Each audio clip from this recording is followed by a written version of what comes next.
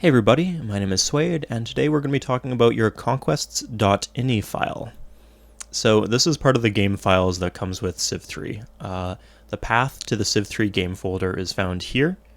It might be different if you're not using Steam, but it would be something similar like Sid Meier's Civilization 3 Complete, and then Conquests.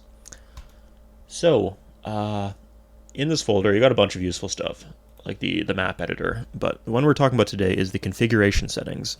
So that's this one right here. So you just double click on it, and it's a notepad file. So here you can make changes to the settings and the inner workings of the game.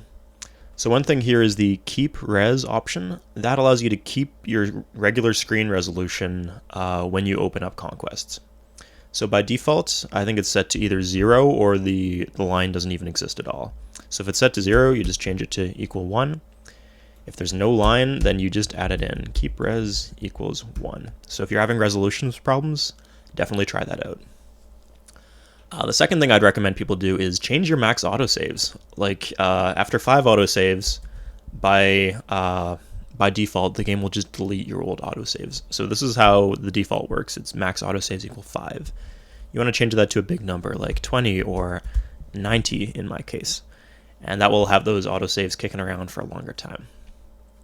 So yeah, those are two really easy tips for maybe configuring your game so it's in a way that's better for you.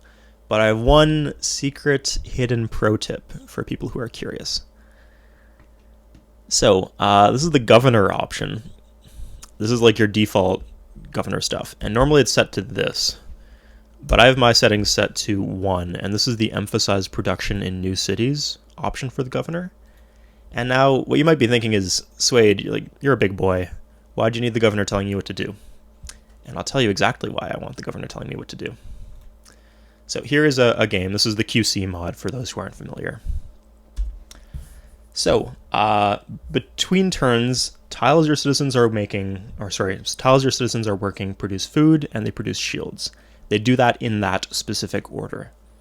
So what happens is surplus food is added to the box. So this is your surplus food. It gets added to this box. And if the box fills, then you get a new citizen. The new citizen is assigned to a tile by your governor, and then you get your shields. So after all that happens with the food stuff and the growing and the new citizen being assigned, then you get your shields. So let's see this in effect. Currently in this save file, we have emphasize production turned off. You need 2 shields to produce a warrior. We have 1 shield per turn right now. Let's see what happens when we end turn.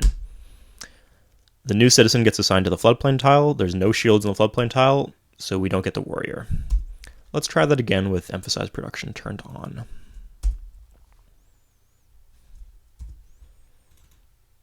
So, change that to yes, and we end turn. And suddenly we have the warrior. So what happened was our city grows. The new citizen is assigned to the desert tile. The desert tile is a shield, so we get that second shield, and the warrior finishes. Now, what you might be thinking is, okay, you get the shield, but then your city isn't growing as fast. Wouldn't you prefer to be working the floodplains? Well, here's the thing.